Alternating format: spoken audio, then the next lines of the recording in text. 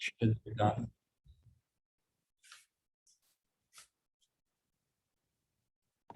Saskatoon, the city that adorns bridges, Paris of the prairies, rightly named. Starry smiles embellish the midnight sky, serenading the gaze, splendor, the maiden's grace. Broadway's magic spreads like fragrance along the jazzy waves of laughter. Riverside drenched in sunniest rays, bestriding pathways leading to downtown and 8th. A cacophony of buzzing cafes and coming winds call out your name, their majesty trailing you home. And the South River, where bends and dreams straddle, then merge into a frozen beauty, or into a standard snowy night of sheer aloneness. Saskatoon is its people, radiant souls tipsy with dreams, dreaming gently in the conical comforts of Indian teepees. Get on its brass-colored bridges and cross into life.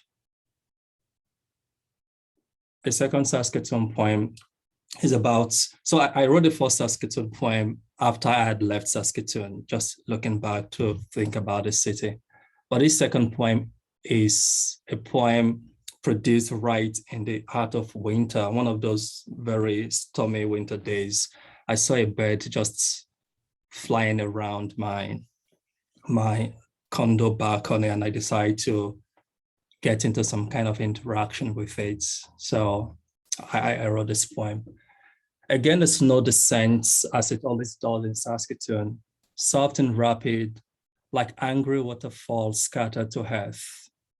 I survey the vastness of mist by my window, an oasis of lushness covered by whiteness and stories. A bird welcomes my gaze, flapping spectacles and melodies, minding not the wintry flurries, the regalia of tired feathers. More snow as I think of the poor creature, unable to find heat or shelter in the safety of the wide. Wings flap out at desires, looking for warmth in the cold trees that whisper together in frigid voices. I open my window to let her in, to share my space and loneliness, but she refuses, preferring the cold outside to the oven of my condo. I look away, stung by a rejection, piqued by an avine pride I cannot fathom. That is it. Thank you. I hope all of us enjoyed the teaser. And for me, it's amazing read, and I am expecting what the panelists will say on the Dr. Yaku's book. Dr. Yaku is an excellent scholar as well, a good critic, and we are not having him as a as a scholar today. He's a creative writer today, so we are going to leave the aspect of the theories and stuff like that. So how we are going to roll is that I am going to call on the the panelists won't happen at once. I'm just going to call on each of the panelists to speak to the reading that Dr. Yaku just did, and then I will move to the next one. So we are going to begin with Bemma to let us know what she feels about the reading that Dr. Yaku just did. Each panelist will have 10 minutes to speak to us on this reading. And if apart from what you just read, you have anything you want to say, if you have perused the whole collection before, you can speak to any of the poem. And if you feel that you want him to read a particular verse, you can, within your 10 minutes, let him read that particular part so that the audience can enjoy that part you privately in your corner enjoy. So we are going to start with Bemma, and we'll see how the event goes from there. Thank you.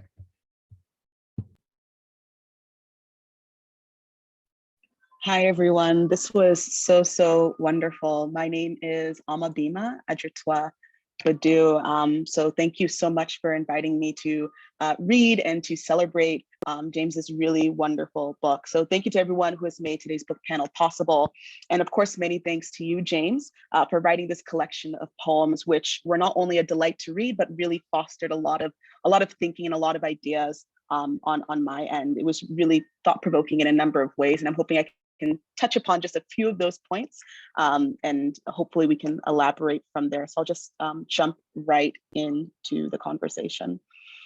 So this book, so where this book begins and the title of it is such a fitting and apt title for this collection of poems in which we as readers stand alongside, near, I'm so sorry. Can you still hear me?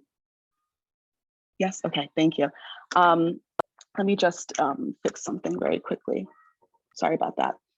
So I'll just begin again. So Where the Baedeker Leads is such a fitting and apt title for this collection of poems in which we as readers stand alongside or with or nearby the poetic voice who is also a traveler.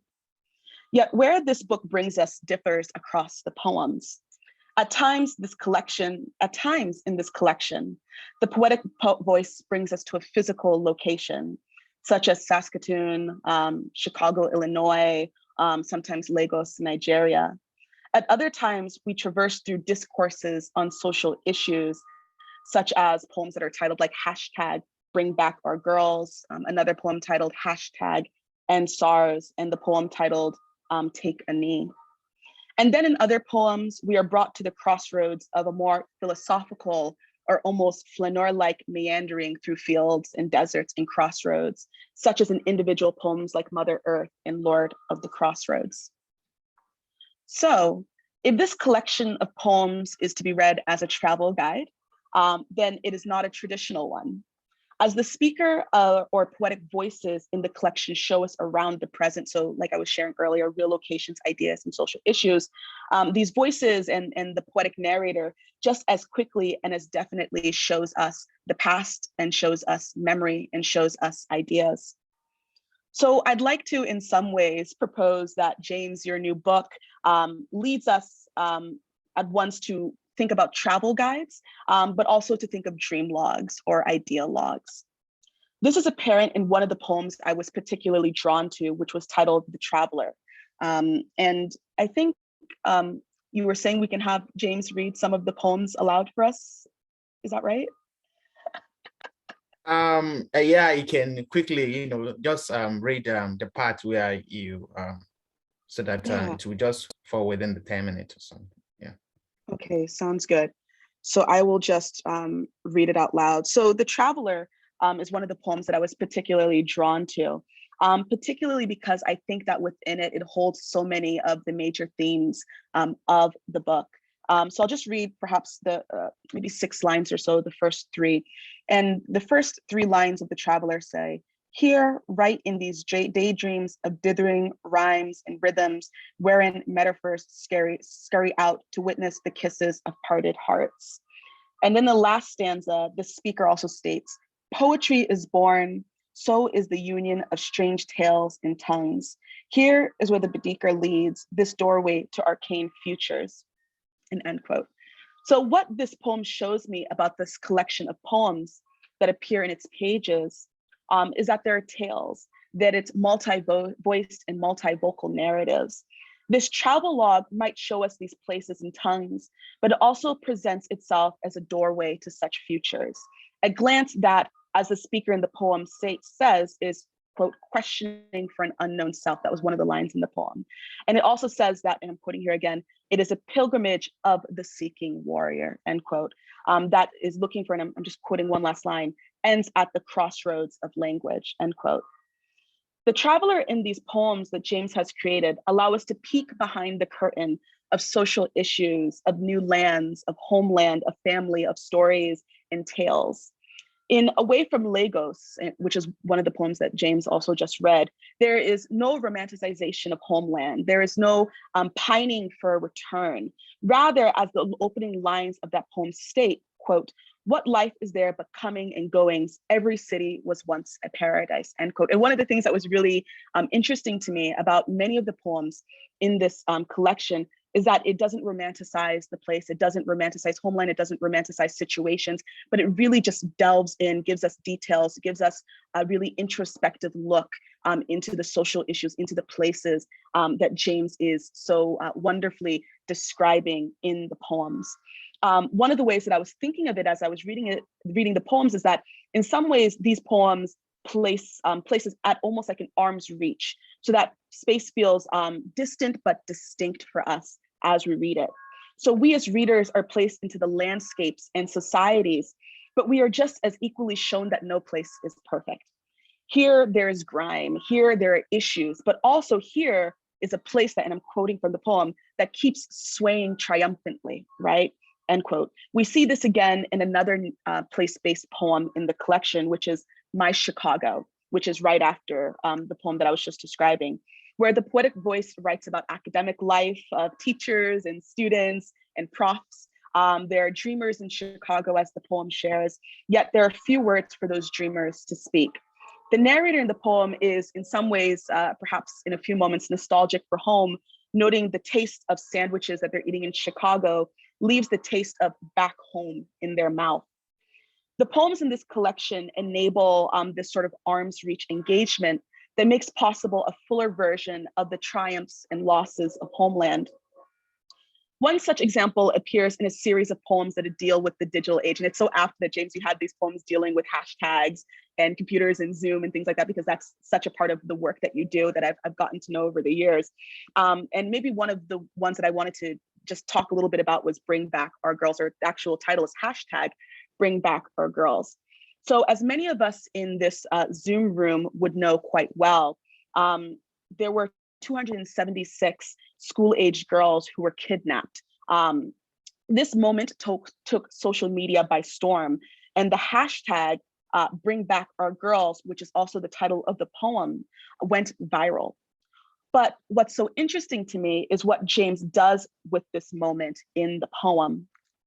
The poem is broken into two parts with lines quite structured into couplets. So we have just these couplets occurring throughout these two parts of the poem. In the first part, he describes the moment the girls were stolen and describes their abductors as, quote, the holy-minded burdened with bullets and wielding machetes and faith, end quote. But although the first half of the poem describes what he calls the agonies of this hellscape, in the second part of the poem, he describes the young girls as my sisters. He says that their trails are, and I'm quoting here, he says that their, quote, trails are paths we follow, your groans, the unwanted songs of freedom, end quote. He goes on to share how we, a collective, a social group, like the hashtag was quite social, it went viral, it was on the internet. And what's so interesting is that he replicates that in the poem by using words like we, like us, like our, right? Really kind of forcing us to enter into the poem, to enter into the virality of the hashtag, but also encouraging us to also look at the reality that exists beyond that hashtag, which I think is something that's really important about what that poem is doing. And so basically he goes on to share how we as a collective, as a social group, as a society, as those that are reading the poem with him, how we will follow these girls, how we will find them. And he really ends the poem like saying, we're gonna follow you, we're gonna find you all the way into the forest, right?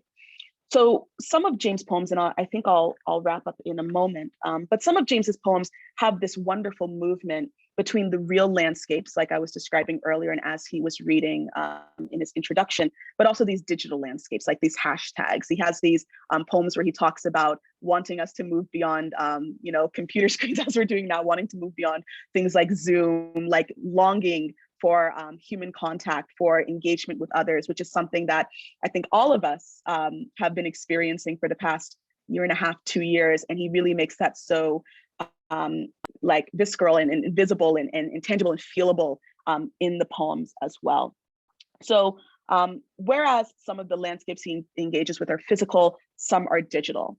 Some of the poems are looking at these social movements, whereas some feel very real, perhaps even indicative of, like I was sharing a moment ago, of what we're doing right now, right? Talking, engaging in this sort of virtual space. I think I'll just end by saying that I think this is a truly wonderful collection of poems. And I would love to, when we get to the Q&A section, James, I'd love to hear you talk about how you decided to break the poem across these 3 different sections, right? Because the collection is broken up a bit. So I'd like to talk about the process of doing that, how you envisioned these different sections, how you wanted them to be distinct. Because as I was reading, one of the things I noticed is that there seemed to be this weaving. They didn't feel like these totally distinct, separate sections of the book, right? But they seem to be in dialogue and in conversation with one another. So I'd love to hear you talk a bit about that. And I'd love to also hear you talk about your engagement with, in some of the poems, the digital landscapes, and then in many of your poems, the landscape of the real, or the physical landscapes that we're traversing through, that we're being guided through by this traveler that is multi-voiced throughout the poem. So thank you so much for this beautiful and really thought-provoking collection, James. Thank you, Hama. So I don't know what to say now, because that was a really, really rich engagement from you. It's just, it takes someone who has the range to come up with such analysis, and I'm really, excited that you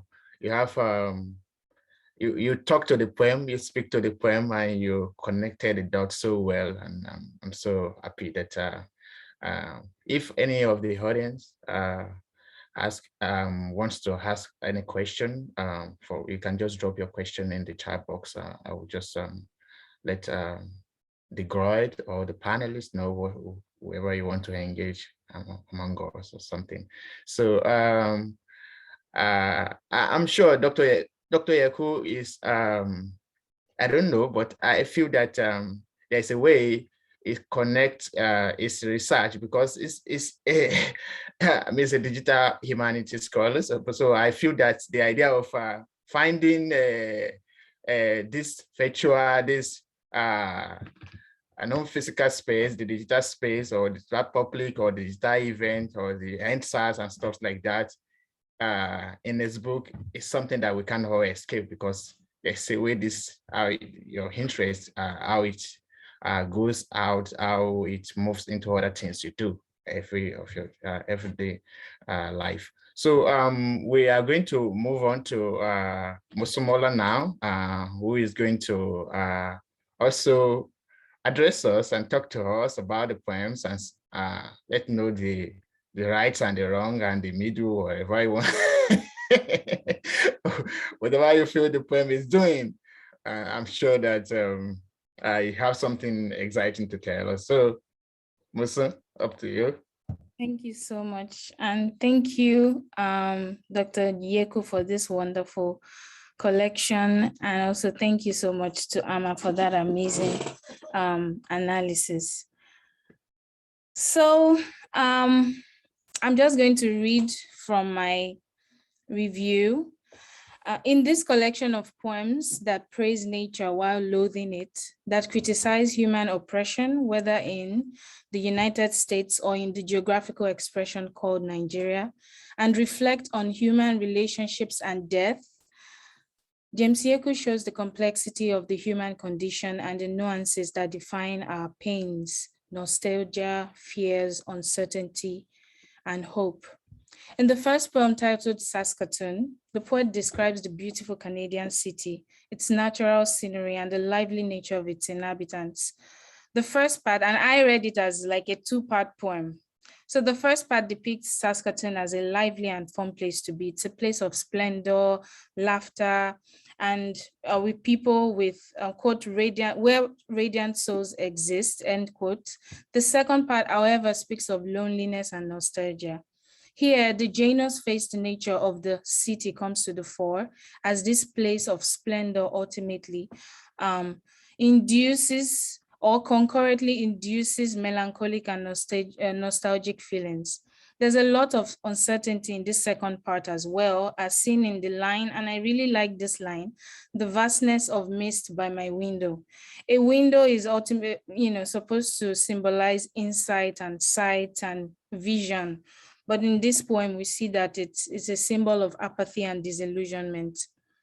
And the persona mirrors this inner disillusionment onto the outside world. So in fact, when the persona sees a bird, he feels pity for the bird and invites the bird into his cozy apartment, because he believes that this bird is also in a melancholic state. However, the bird symbolizes hope, right? And I think in a way it shows how us as humans, we have this ego where we assume that non-human elements, must experience what we experience at the same time.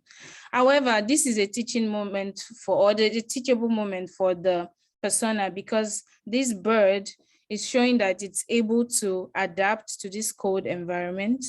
It symbolizes freedom, it symbolizes hope. When I saw the bird, I remembered this scene from Kari Fukunaga's movie adaptation of Jane Eyre, where Jane Eyre opens a book and the book chapter is about birds.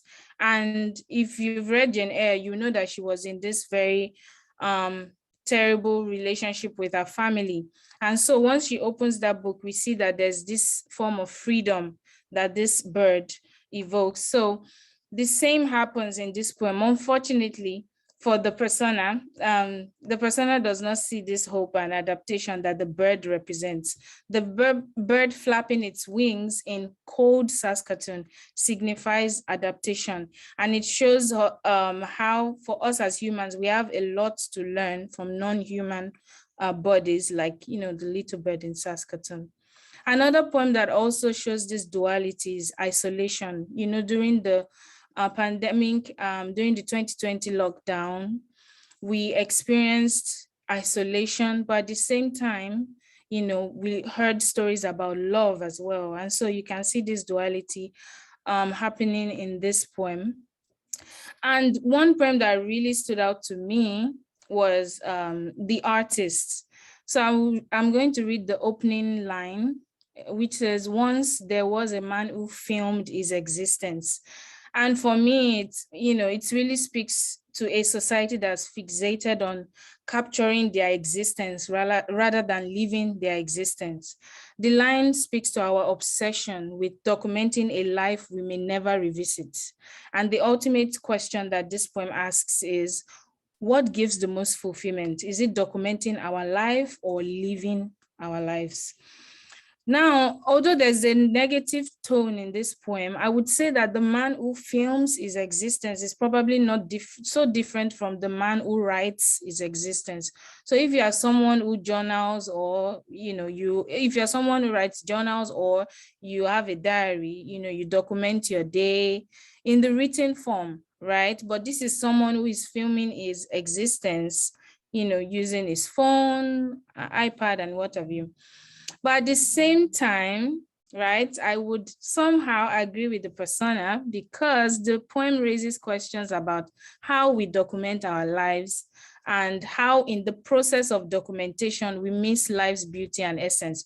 So I just thought about it that, okay, when you are writing, you are writing about your day, you are reflecting about your day, right? But then if you are filming your day, you are not reflecting on your day, basically. You are documenting that moment instead of living that moment. So I was able to get the point, from that poem. Now, other poems in this collection speak to sociocultural issues such as racial injustice, general apathy, and so on and so forth. And one poem that stood out to me as well was Take a Knee.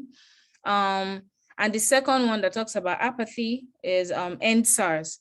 So first, in Take a Knee, the poet emphasizes, the racial peculiarities that define the meaning of taking a knee.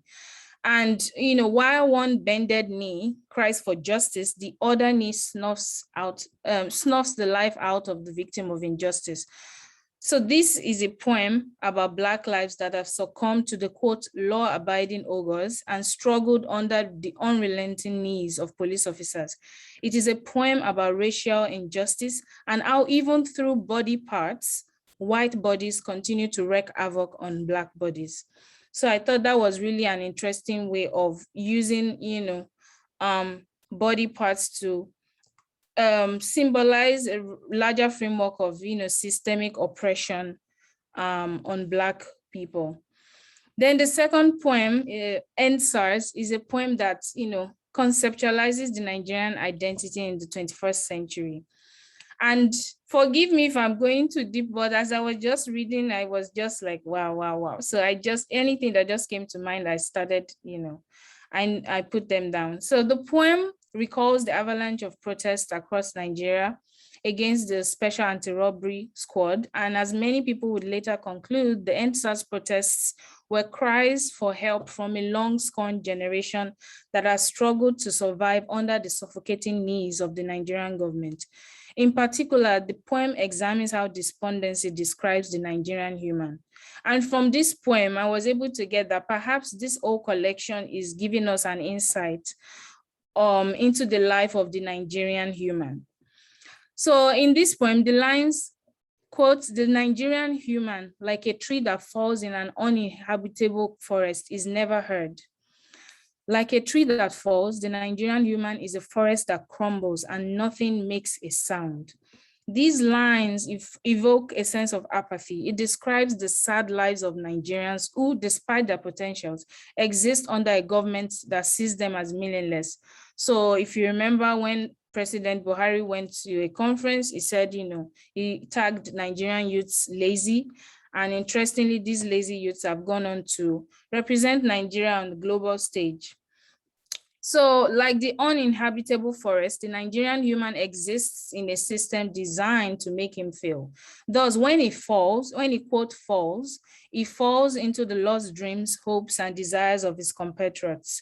In spite of the general tone of hopelessness in this poem, there's still a sign of hope, because the poet sees the EndSARS protest as a glimpse into a time when the Nigerian human can air his grievances without receiving a deafening silence as a response.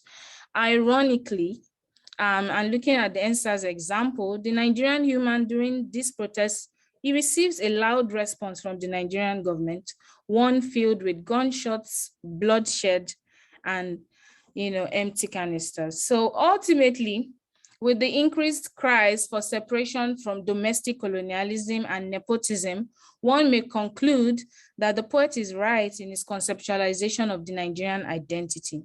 The Nigerian human has fallen without a sound. The Nigerian human has ceased to be. And it is only the arrogance of the quote pot-bellied prebends that holds a mirage of a Nigerian identity to the international community's face. So the first part of this collection shows how the Nigerian spirit follows the Nigerian humans wherever they go. Their compatriots' pain stained the comfort they experience in faraway lands. The second part is about love. In spite of the issues that define the Nigerian human's identity, he's able to experience love and is able to have this desire for human communication. And I really like the poem titled Ojulorowa at the Face of Discourse. So overall, where the Baedeker leads is a journey into the complexity of the Nigerian human. What does it mean to be a Nigerian human? It is to live in the cold hands of Saskatoon after escaping the gaslighting tongue of Bubu. Quote, "It is to desire human connection devoid of smartphones and to enjoy human communion, quote, where the rivers mix. It is to acknowledge death which silences the drums and halts the wayfarer's journey. Being a Nigerian is to pay homage to one's ancestors.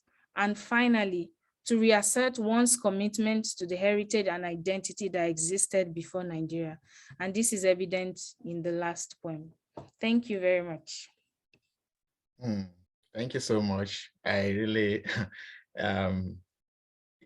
I would say that one of the most exciting things or highlights of your analysis or your engagement or your critique of James Yakusa, where the Baedeker leads, is the theory on Nigerian human. It's really a big predicament, to be a Nigerian is being Nigerian is many things, right? And the fact that it's really tragic that when one falls, there's absolute silence. And the event of falling, is always goes with sound, but it is absurd that even the idea of being heard, the idea of sound is not something we experience, complete silence, and that's a double tragedy, or like Gauchi's book, double wahala. Double wahala for dead body. So, thank you, Mosunmola. I really enjoy your panel session, and it is exciting. Before we move on to the next panelist, I would like to again welcome Utitofon. I don't know if I'm pronouncing the name well, Inyang, who is from Riverside, University of California, who's among the panelists today. You are welcome. She is going to be speaking to us very soon. But before then, we are going to move on to the next panelist, who is going to tell us what he feels about where the Baedeker lives. I'm sure the Baedeker has left Nigeria already. So maybe we are in the middle of the ocean now. I don't know, Atlantic or Pacific. So the next panelist is going to tell us where the Baedeker is exactly now. And I'm welcoming Dr. Arthur Anyaduba from the University of Winnipeg to tell us where the Baedeker is exactly. Thank you so much. First, I want to thank all of you, especially Gbenga and Olajide and James, for inviting me to be a part of this launch and celebration of James's poetry collection. I don't think that saying congratulations to James is a fitting compliment to what he has offered us. I would rather say thank you, like the first two speakers, to James for granting us a little bit of an access into what I think is the depth of his feelings, and for leading us close enough to the entrances, to those realms of imagination where words cannot reach. So thank you for this amazing work. I think there's double wahala already, having listened to the first two speakers, because they said the points I highlighted, such that it's difficult now for me to know what exactly to say that wouldn't repeat what you've already heard. But what I think I want to do is to share a specific aspect of this work that stood out most profoundly for me. And it has to do with this sense of loss. Again, I'm interested in such morbid subjects, but this work highlights that loss very interestingly for me. And this profound sense of loss is felt most powerfully for me in the last section of the collection. And that section is a homage to teachers and artists, and to different phenomena of influence in the poet's life. So the poems in the section pay tribute to those whose absences inspire incredible feelings of presence. And that's how I feel about virtually all the poems in Where the Baedeker Leads. They attribute to those huge and tiny losses in our lives. Losses that reconnect us to our deepest intimate feelings, losses that, in a word, humanize us, right? So I believe that Yeku's book is an attempt, as described in one of the poems in the last section of the book. It's an attempt to rescue beauty from ashes, an attempt to lay wreaths to many absences, right? That's how I thought about the poems in this collection. So I consider Where the Baedeker Leads as a tribute to those losses and absences that trigger powerful feelings in us. The first section of the collection presents a mosaic of some of these losses and absences. For example, the first poem that everyone has been citing in the collection, titled Saskatoon, I think is a homage to the Canadian city of Saskatoon. So the city is at once a place, a space, a people, an attitude at the same time. So it is, as the poet puts it, a cacophony of buzzing cafes where the coming winds call out your name. It is also a people whom the poet describes as radiant souls, tipsy with dreams. Yet this city, this place, this character is cold and indifferent. When James read this part, I wanted to say, hope there's no sexual innuendo in this happening here, that you're in your cold, in this cold winter scenario, and then you're inviting the birds in, but that's fine. Yeah, so this city is also, it's cold and indifferent. It is a bird that refuses the poet's warm demeanor and gesture of comely friendliness. And this bird prefers the cold, snowy white outside to the warm oven of the poet's condo. And this rejection, I think, this loss of connection produces a sense of ambivalence. And this sense of ambivalence to losses and absences, I feel, runs throughout the collection. So several poems in this first section of the book deal with angst and frustrations, with manifold failures, with isolation and disappointment, with indifference. And one feels the loss that inspires nostalgic feelings in the encounter with Lagos. So Lagos appearing like a microcosm of Nigeria is a lost home that forces us to flee to places from where this loss inspires nostalgia, as the other speakers already mentioned. The poet says in one poem, in the poem titled Away from Lagos, I like these lines a lot. It says, and when you look back to the home you left, it recedes into shadows, a mirage that haunts like the apparitions that made you flee.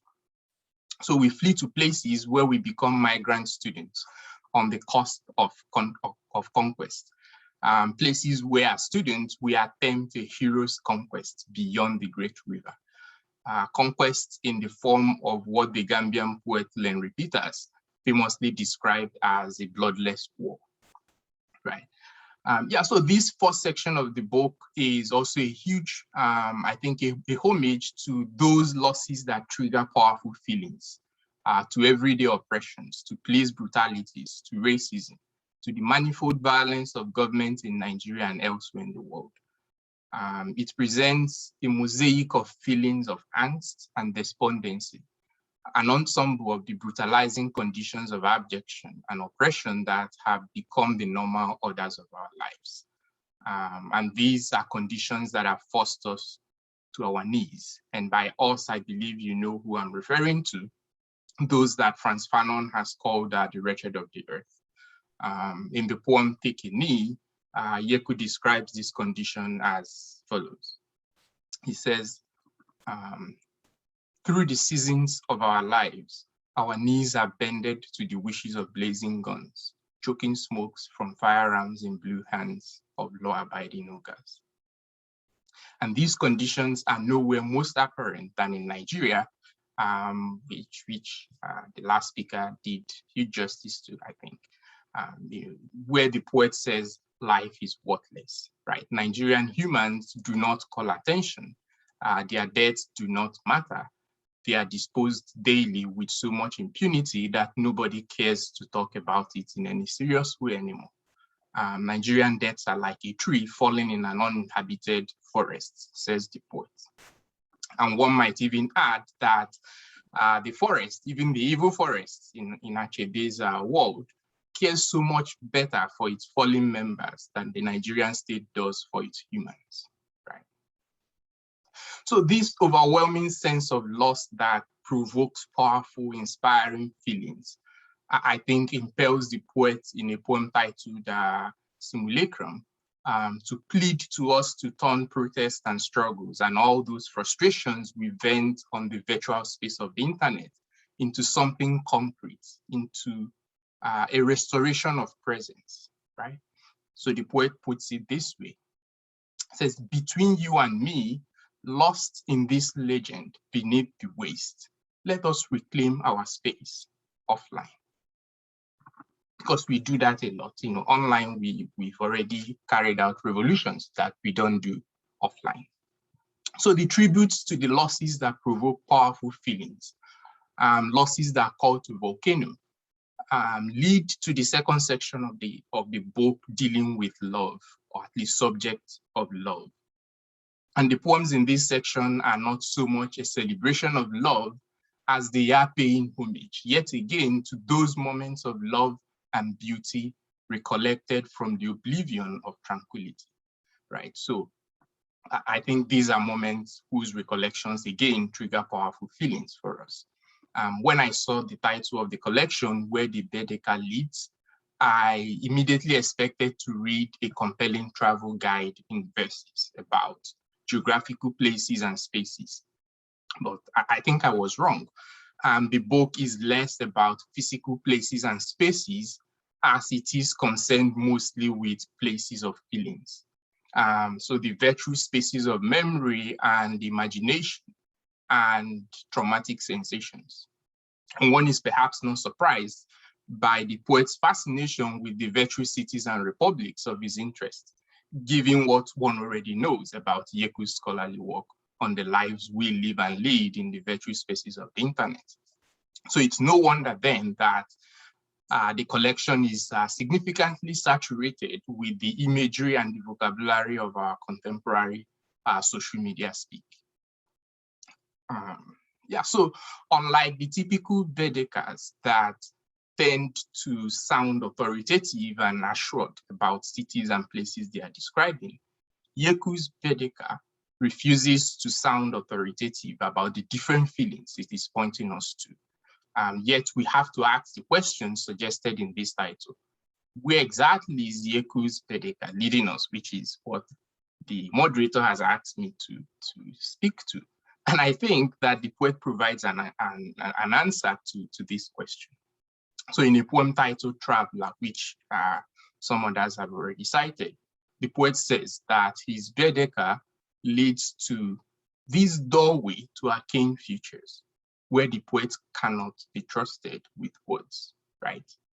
I think I'll leave it there. That's it for now. And I want to thank James again for giving us this amazing travel guide to feelings. Thank you. It's I don't know, but that's really bang. It hit. So far now, I've gathered 3 things from the panelists. I have gathered the theory of landscape. I've gathered the theory of Nigerian human, and I have gathered the theory of loss, which I think was the theme Dr. Anyaduba handled so well. So the Baedeker still leads us on, and I feel that is a good one. I'm sure that all of us here are enjoying the journey. I'm sure we are enjoying the journey. I enjoyed the analysis so well. But then I'm going to use my just quickly, because I really like one poem, and I think Yeku has already shared a poem with me in our private conversation before, and I want him to read the poem because it's highly emotional for me. I really love the poem. I think it is titled Tokumbo. I think talks about, I really want you to go back to that poem and read it for us. It's really a poem that I feel that it's quite poignant, it's emotional, it's one of the losses that one will feel throughout one's life if one experiences such tragedy. It speaks to the Trans-Saharan, Mediterranean event of migration and event of loss.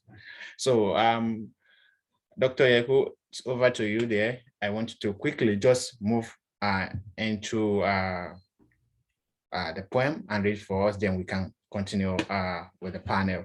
Just quickly, please. Yeah, thanks. So I wrote this poem, Tokumbo, when my grandfather died, I think some 5 years ago. But before he died, he called one day to ask me a question. He said, have you seen him? By him, he referred to my uncle, his own son, who had left for Libya I think a decade ago now, and for whom he had waited all his aged life. He never returned home. The same thing with his own wife, my grandma. So both of them died without this child of theirs who had left home to seek, to seek better things outside. They waited for him, he never came. So when I traveled out of Nigeria, they were so sure I would sing, as if the world was one small place. And because, of course, he had left for Europe through Libya, nobody knows what has happened to him till today. Anyway, it's got to Kumbo. Grandpa's wavery and raspy voice is shaking its tenor, yet it covers a sea of distance, like the many rivers Kumbo transversed to the unknown. Have you seen him? The voice of a beleaguered father tearing through my heart as images of crashing waves carry lifeless bodies into the abyss in my vision. Welcomed but deeply resented, they are the scum of the earth, the scum of places whose love they must accept with hate. Tokumbo's silence was a silhouette only dimness could fathom. The silence of the ages merging into an aquatic void. And nothingness alive but afloat. We waited on the waters to wash home stories from other lands, tales of the figure that returned only in our dreams, claimed by fantasies of a life elsewhere and rumors of hope desired. So Grandpa took his flight too, journeying not by Sicily's hungry shores into an eternity of questions. Yeah. Thank you for that rendition. I will read the poem and over again. I really like the poem so much. I think it's one of the, my favorites in your collection. And yeah, so I don't know to waste time. We just move on to hear the next panelist. Unfortunately, we are going to have Dr. Gbogi's video played to us because he's unavoidably absent, and I hope that we enjoy a session on the Baedeker, where he is leading us, or wherever, maybe we are almost at the shore of Liverpool now or something, but I'm sure that we are far away, several miles away from the shore of Gold Coast, wherever or something, or Libya or something. We are far away from Africa now. We are in almost somewhere. So Gbenga, I'm sure you can, please, can you handle the video of Dr. Gbogi for us, and just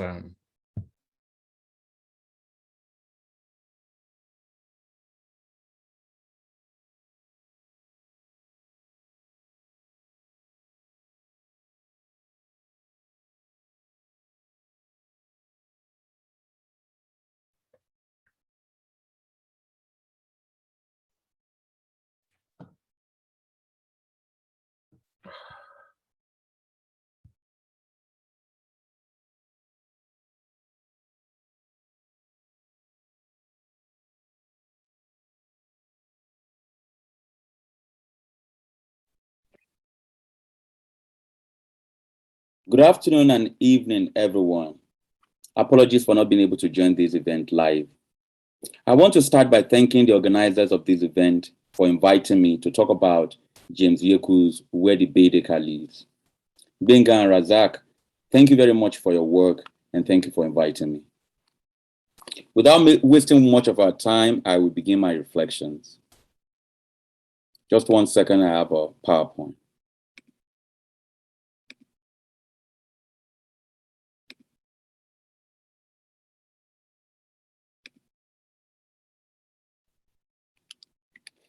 I have titled my talk today, The Right to Exile, Preliminary Reflections on James Yeku's Where the Baedeker Lives. James Yeku's Where the Baedeker Lives explores questions of life and death on the one hand, and change and stasis on the other, focusing on 4 kinds of geography, of place, of power, of love, and of death. The volume invites us to contemplate what exile means when juxtaposed with home. Radically questioning the meaning of home also, it invites us to rethink some of the normative ways we imagine and talk about exile. In this collection, nothing is settled except the where of the title, and even this rapidly shifts both thematically and topopoetically. The central speaker metatextually referencing several traditions of writing, sings, cries, loves, and whines. Here also, Saskatoon and Lagos, the Negritude tradition and the blues, Lanston Hughes and Christopher Kibo, and Jim Baudrillard and Say Baba all meet, often in radically opposed ways that call attention to the crisis of encounters that best defines the life of the speaker in this book. My aim in this short reflection is not, of course, to reflect on the whole of this book, but rather to focus on some of the ways that the book opposes places in order to call attention to placefulness and placelessness. Let us begin by taking a brief look at this poem. And this is the first poem in the collection. Now, this poem is titled Saskatoon, and it opens thus. The city that adorns bridges, Paris of the Paris, rightly named. Starry smiles embellish the midnight sky, serenading the gaze, splendor, the maiden's grace. Broadway's magic spreads like fragrance along the jazzy waves of laughter, riversides drenched in sunniest rays, bestriding pathways leading to downtown and it. Saskatoon is its people, radiant souls tipsy with dreams, dreaming gently in the conical comforts of Indian teepees. Get on its brass-colored bridges and cross into life. Now, if you look at this poem, this is negritude in reverse. What do I mean by this?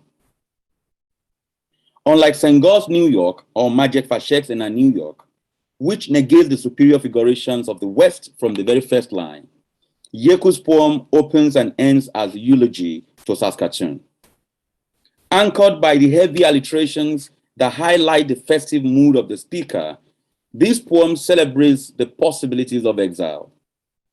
Metaphorized as Paris, Saskatoon is a place of radiant souls tipsy with dreams. Thus, the speaker, mimicking a subject matter through enjambment, issues the directive that closes the poem. Get on its brass-colored bridges and cross into life. Now, bear these descriptions in mind. That is, the descriptions of Saskatoon as a city of dreams, as a city of grace, as a city of magic, as a city of laughter, as a city of sunniest rays. Please bear these descriptions in mind. Now, compare these descriptions with those that are obtained in the poem on Lagos. Now, this poem is titled Away from Lagos.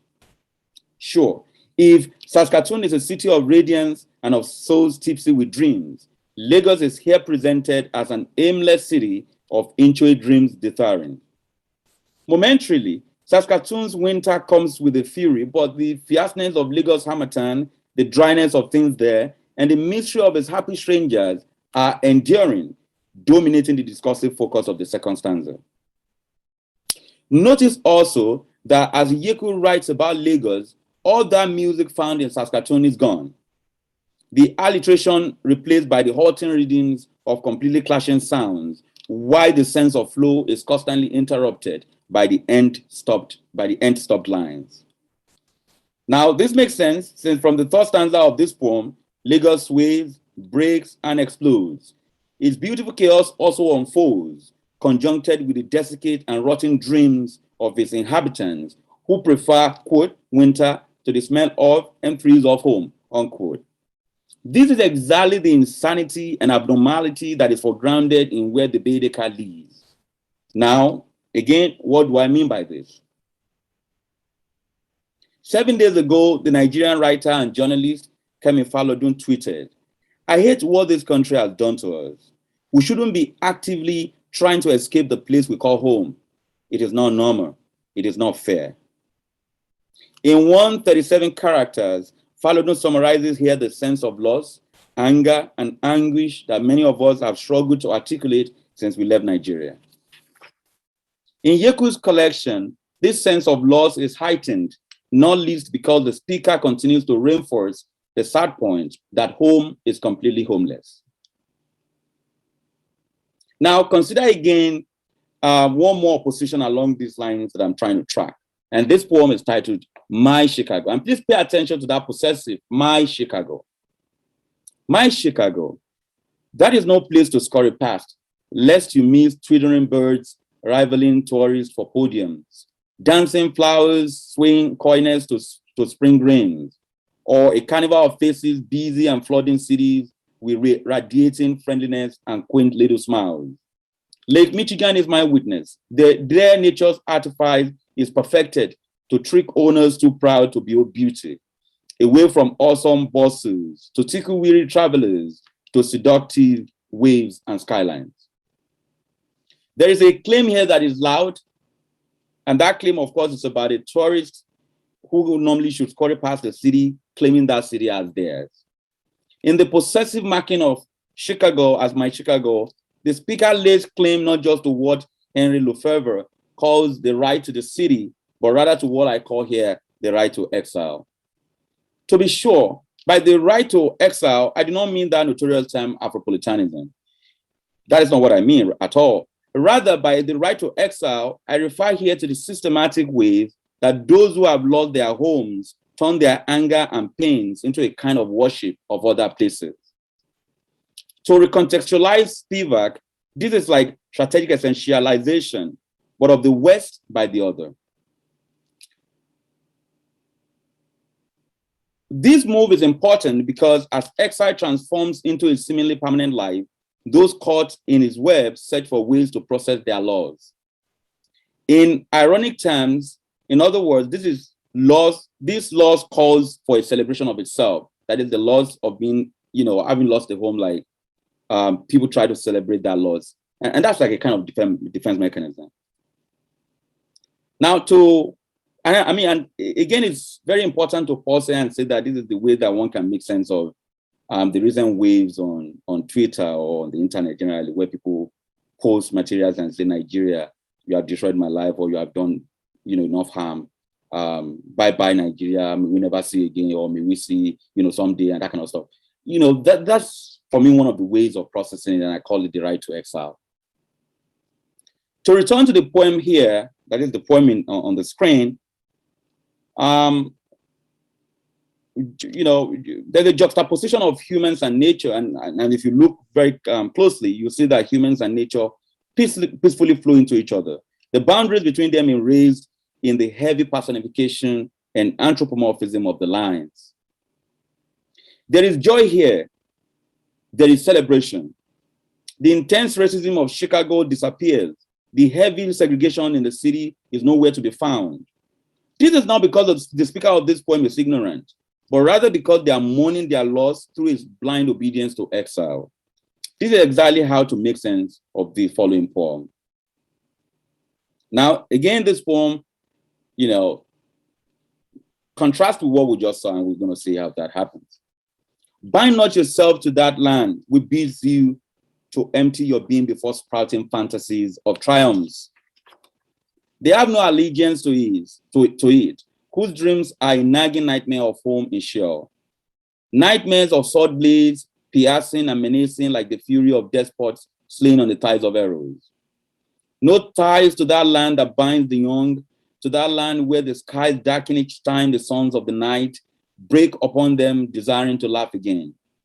With sighs mingled with an apocalypse, the dream of homes elsewhere, far-flung but tranquil, where closed hearts murmur, welcome ballads to the weariness of their journeys. Cast in the form of a directive, this poem's terms of address are clear and direct. It tells its reader, have the courage to pursue your life elsewhere if your nation bids you to empty your being. Drawing heavily on biblical allusions that not only allow the speaker to paint the hellish nature of their land, but also call attention to the religious charlatanism that characterizes that land, this poem argues for the right to exile. Or how else can we read the imperative that opens this poem, other than as an instruction that contradicts popular wisdom? How else could we read this imperative?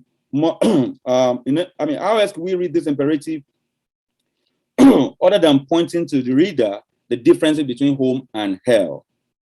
Thus, by instructing their listener to delink from that land, they reverse the binary assumptions about home and exile, thus questioning those Yoruba aphorisms such as Ajole Dabile, that is, exile cannot be as sweet as home, or Ilelabo Isimioko, that is, home is where one retires to rest after traveling. But like I pointed out earlier, there is unquantifiable agony in the voice of this speaker, highlighted in the macabre and eschatological registers from which they draw.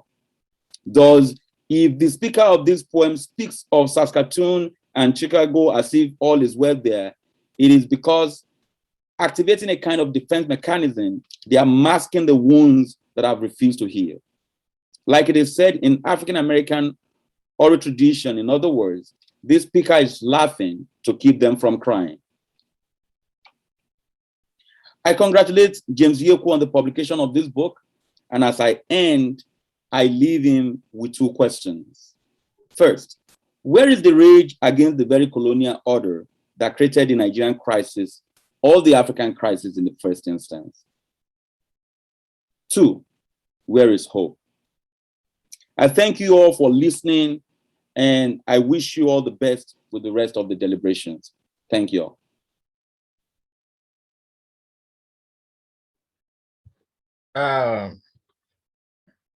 That is really a compelling presentation from Dr. Tosin Gbogi, and I really, wanted him to be here to get his feedback proper concerning the last two questions he ended that presentation with.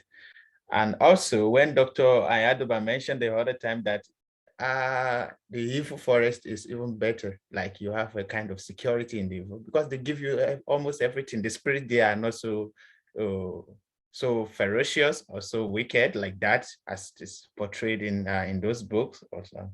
But I will go to the Ifu forest as long as there are no kidnappers inside. I'm okay, but I'm not sure about the Ifu forest. The forest in Nigeria is scary, right? They are. You don't want to go there because you don't want to pay ransom. So really, we just move on to the last panelist now, and we can take the questions from the audience. So I'm welcoming Utitofon Inyang. I don't know if I made the right pronunciation, but I think she has some loads of thought for us on the Baedeker, who is leading us. Baedeker is leading us somewhere. We are getting to the, to the bay. Thank you very much. Olajide Utitofon is my name. And thank you very much for inviting me to speak in this panel. It was very generative listening to the comments that had gone before. And the wonderful privilege of speaking last has certain responsibilities because it means everybody has said all the things you would have wanted to say. So all you can do is concur and say, yes, I agree with what has been said. But then I find 2 points of interest very striking. One, the fact that Dr. Yeku decided to read Tokumbo, a poem that had made me pause and reflect. And then also the question raised in the last presenter's closing remarks, where is the hope? So in my presentation, I want to look at how Yeku uses the symbol of the Baedeker to reflect on the uncertainties of journeying as experience. This has been touched by the previous speakers in some way or form, but I'm centralizing the idea of journeying in 3 distinct dimensions in my presentation. Journeying as the exploration of contrasting places, journeying as the experience of life, especially in its tragic moments, and then journeying as the poet's quest for critical language to speak about that which has almost rendered itself unspeakable. So allow me to begin by journeying through place. In this anthology, journeys are conceived as marked by disquiet and uncertainty. The itinerary of the traveler, as seen in the poems, is a complex network of related causes and consequences that result in contrasting perceptions of place. And the previous speakers have spoken to this in different ways. To begin with, the idea of home is ambiguated. Home is neither solace nor hopeless predicament. So the point for me is that although home is not a place of safety, it is not a place of utter predicament, as I intend to highlight in this point.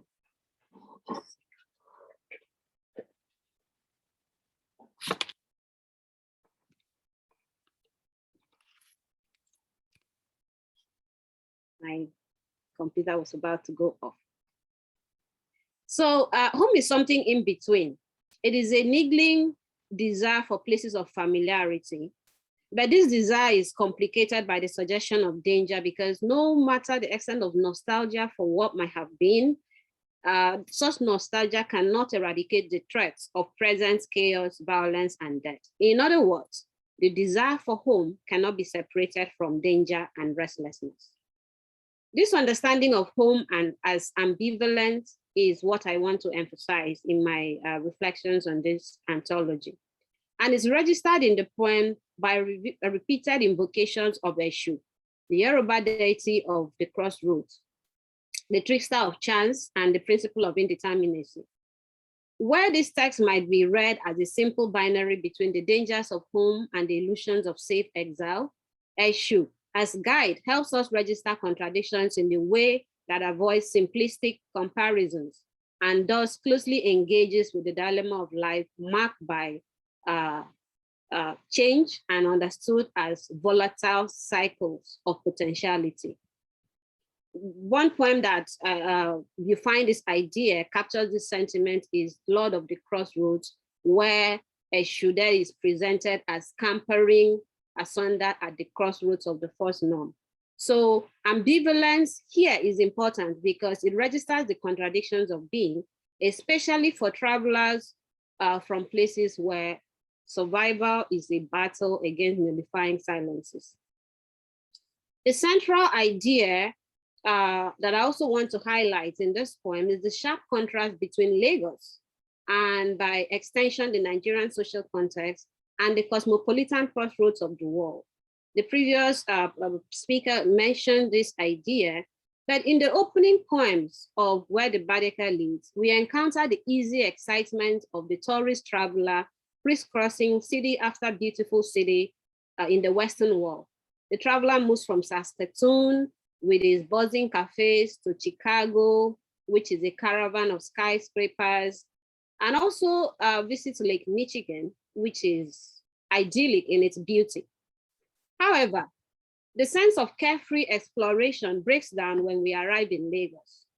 More accurately, the reader does not arrive in Lagos, but is directed away from it. Lagos that we encounter in the poem Away from Lagos is a peculiar kind of kennel to be cracked from a safe distance, because life here is, quote, a chaotic reel of comings and goings. It's a place where inchoate dreams diter aimlessly, overflowing with beautiful chaos and all of that. Yet, again, I want to centralize the contradiction, because the lure of Lagos still becomes with the smell of home and thrills of home. So there is still that sense of desire, enticement to return to places of familiarity. But the persona in this poem is very strict when it tells us, when you look back at the home you left, it recedes into shadows, the mirage that haunts like the apparitions that made you flee. So this poem captures the sense of fugitiveness from the land that is described as a place of home that has been embedded in the idea of homelessness. And it provides a window into understanding what is called the idea of jagba, which in Nigerian slang means leave. Everybody wants to jagba. And the poems here provide a rationale about the conditions of possibility that has created that sense of fugitiveness in a whole generation of people. The trope of journey in Where the Baedeker Leads moves through different directions. And whether it is through the desert, as we find in Desert Journey, or through the rivers, as in the poem Tokumbo. I'm going to reflect a bit on the poem Tokumbo because I find it interesting. This poem stands out because the author superimposes multiple moments against each other, almost like a split screen that captures the void of absences and the agony of love for those who were never heard from again. Very touching is the voice of the father asking forlornly for his long lost son, asking, have you seen him? And this is placed side by side with the gruesome image of crashing waves carrying lifeless bodies into the abyss. We see both together as in a split screen.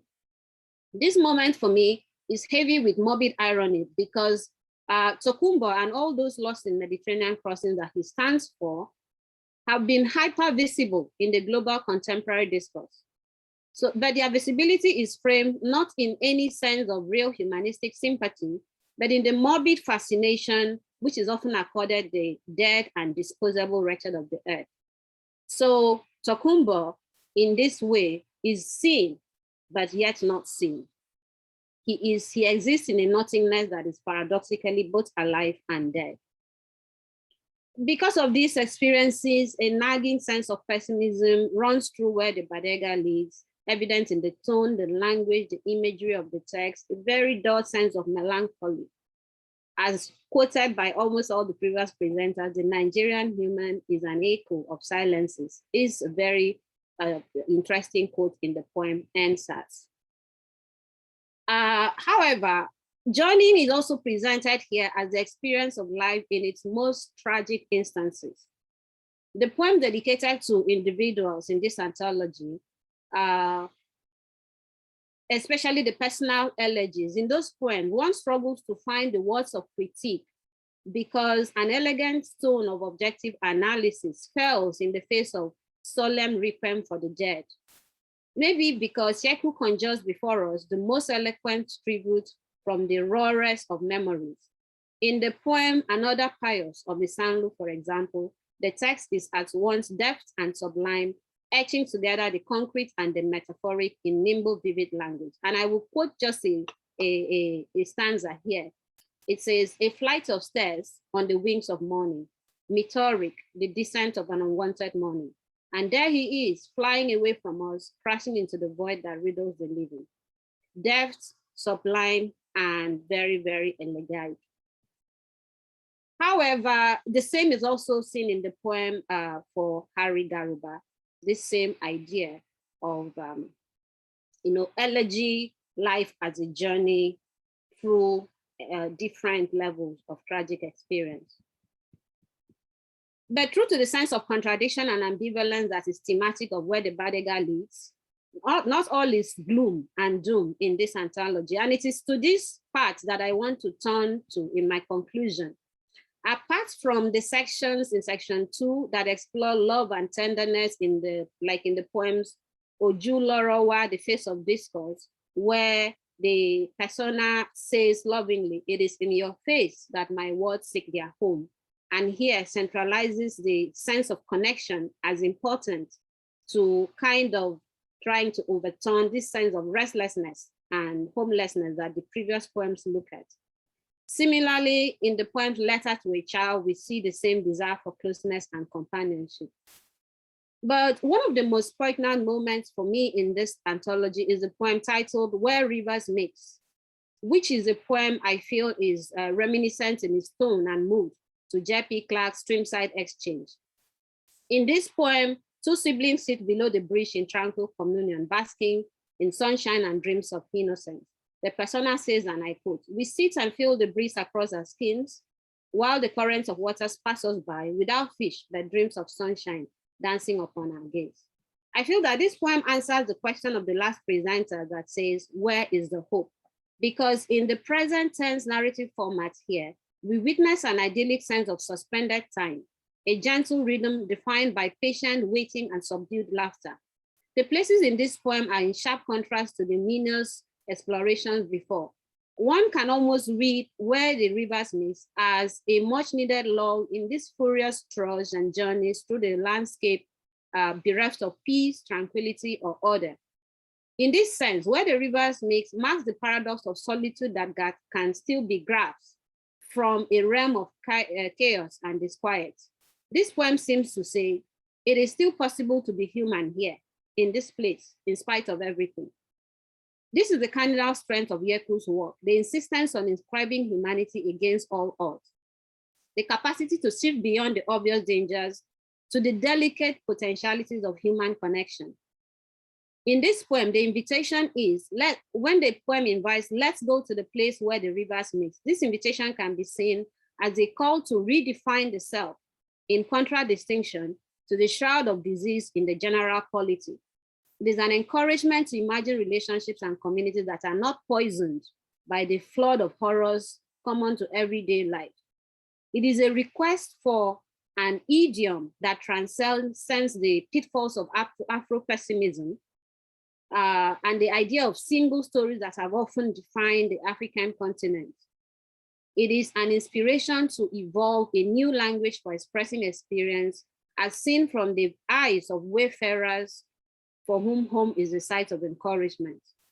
So by following this poem, let's go to the place where the rivers meet, we can begin to acknowledge the play between the harsh and the tender, the brutal and the humane, desire and repulsion, permanent and transient, near and far, and home and abroad, in ways that can help us more fully see and engage the ambivalent, dynamic, and multifaceted stories of Africans, travelers who follow where the Baedeker leads.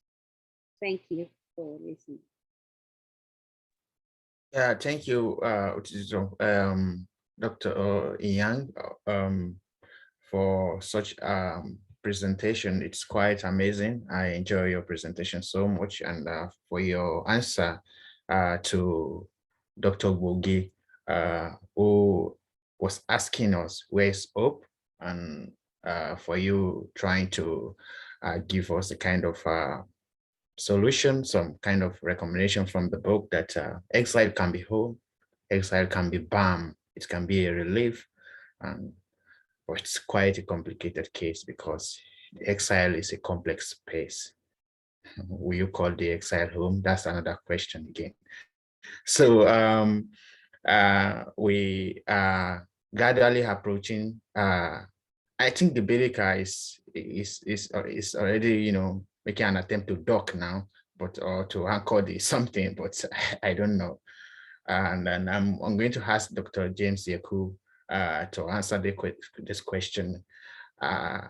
Which of the Baedekers are we going to follow? Eshu or the German, you know, the German who coined the word? Thank you so much. Thank you so much, Salawu. Yeah, so to wrap the event up, we are going to listen to your reading again. We are going to read like 2 poems. Then quickly, we are going to. You wanted me to respond to the questions. Yeah, you will respond to that. You will respond to that. Just 1 minute. I just want to make a note before you do that. So after reading the poems, we can quickly have like a question, like 1 or 2 questions from the audience, and we call it a day.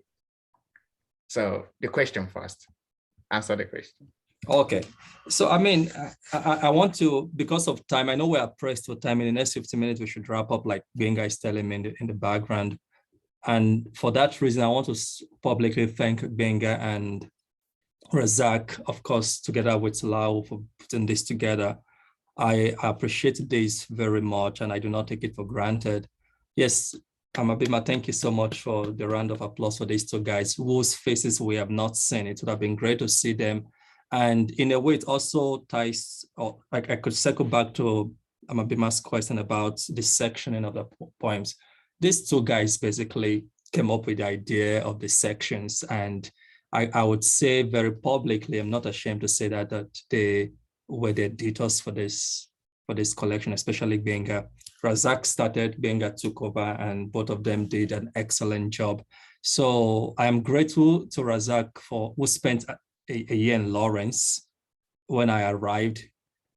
I mean, during his Fulbright days, that was when he just kept telling me, James, you need to put these poems together. I was not interested in publishing, or maybe I was interested, and then he began to, you know, in a very nice way, pester me. And I think it's worth it saying publicly that both of them have been really great. So thank you so very much, both of you. I wanted people to know that before we wrap up. And so that's the answer on sectioning, basically. But I remember telling Gbenga that I also wanted the poems to, you know, flow into one another, right? Like some metaphoric sense of the journey motif itself. So I don't know if that speaks to your question, but that was what we had in mind. And then Gbenga and also Rasaq came up with the stuff. I think the question about hope is important. And I see Ibukun's question about poetry being about the activism. And I agree. My sense is it will be absurd that somebody prefers the fragility of the prairie, winter experience to life in Lagos. For me, it's absurd. You should not want that. Anybody who has lived on the prairies know it can be very, very disrespectful, very invasive, and very cruel. So when I suggest in the poems that you kind of prefer that to Lagos, it's actually, for me, raising some kind of, an allegation. I'm just basically saying it's absurd that you want that. You should not want that. Nobody should want that. But there are people who live there, people survive there. So why not? I think I agree that there's a sense in which one romanticizes Saskatoon.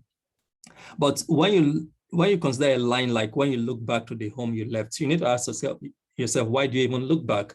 It's because you probably think there's something at home to look back to. And that's what, for me, Uti captures in terms of that ambivalence. I don't think exile is necessarily better than home, but we shouldn't romanticize home either. To quote David in the Psalms, the earth is a lot and the fullness thereof. And I do not mean that in any moralizing sense. I'm just quoting a line of poetry from the book of Psalms. So the idea is, for those who don't have artistic sensibilities, the space we call the planet Earth that we share is not necessarily one to romanticize because of, placing specific people or events. I think it's just what we make of it. So whether you find yourself in Saskatoon or you find yourself in Accra, the most fun thing is that you make it what you want it to be. And the truth is, there was never any intention to romanticize either of those places. But I must also say that most of the analysis I've had today blow my mind. I probably did not, I wasn't thinking of some of the things Otto was saying, or even Bemma was saying. And it's so interesting how the critic unpacks what might have been consciously intended or never intended at all. And so I thank you guys for, bringing out the nuances of some of those lines and, just helping me to see the ideas behind some of the thoughts I had.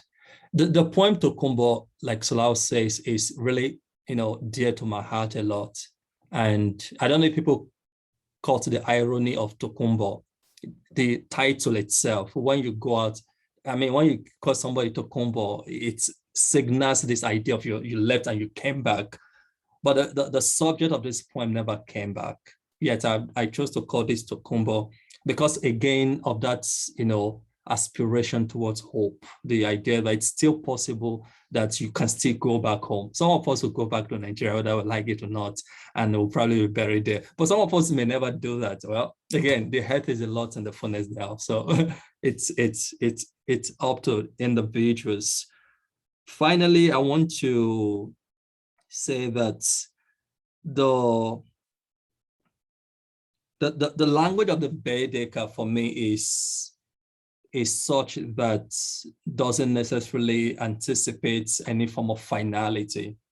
The point is not to get the Baedeker to lead the reading subject into any particular place. It's basically to just say that the Baedeker is an instrument of contingency. It leads anywhere you want it to lead you to. And that line, I don't know, I think it was Otto who quoted it, that it's the doorway to Aken futures. The idea of the Aken is mysterious, it's cryptic. And that's the whole idea, that there's a mystery even in the tension between home and exile. And we need to talk about that mystery, a little more. Thank you so very much. I don't think I can read a poem again. Can I still read one?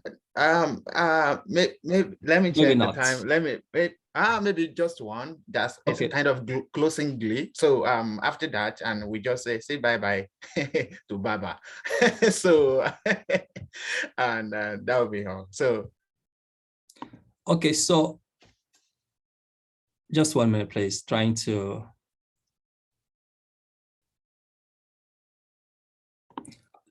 I like to read this poem, the last poem in the collection. It's called Moremi. And I want to read this because of my indebtedness to all the women, all the people who identify as women here who are in the audience, and of course, the beautiful women in my own lives who have really shaped. Someone said we want a love poem. Well, this is, let me read more, because I think it speaks to the strength of the women in my life. Moremi, then it should lived among men. A two-eyed terror ruled the earth from the underworlds of Ife. Only the brave could call him by his name, Dagboru. Moremi held the Aroko again to a statue face, seeking to unloose its tongue and to pay homage to its pleas for a noble heart to save these emissaries of sorrows. She surrendered a necklace for the evening dance and sweetly reached out for a special sword. Beware of his threats, my daughter, one of them said. The bites of his jaws and the fires from his mouth have taken many. Heed your heart's warnings, the danger he brings, the seductions of his claws, and the grips of his embrace. And here, tie this around your waists. May the gods be your guide.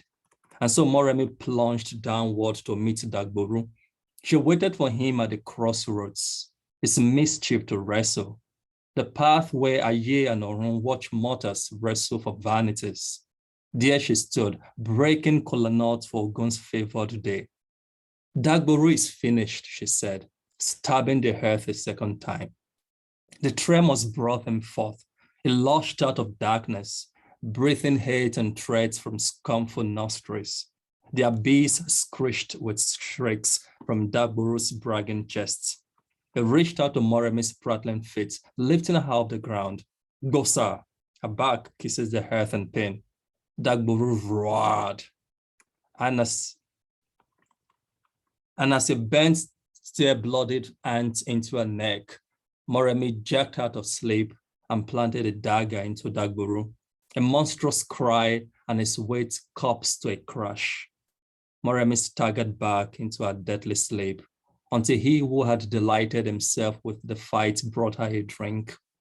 The people danced to the songs of her return that night. Men and music spoke of her fame. Princes desired her beauty and bravery.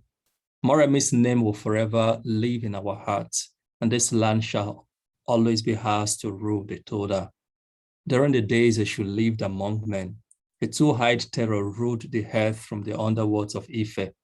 Only the brave could call him by his name, Dagboru. Only Moremi, a princess of Ife, could deliver the land. Thank you, everyone. Yeah, thank you. I was just looking at the time so that someone wouldn't say, okay, I'm closing you guys. So I appreciate everyone for coming. I really appreciate you for your participation in the chat box, in panelists, for such insight you brought to the panel. I'm really, really grateful to all of you and the organizers of this event. See you some other time. Thank you all. Can I thank Dr. Shola Adeojo, Dr. Shola Adeojo, and everyone that is all here. Our senior colleagues. Thank you so much. All our senior colleagues that are here. Please, I'm really, really grateful to you. We don't have time to to call everyone. I'm so grateful to everyone present here. Thank you so much. See you some other time. If you have any question on Yeku's book, send it to him or send it to him. I'm going to pass the questions to him. Yeku in the audience. And thank you, Yawa. Bye.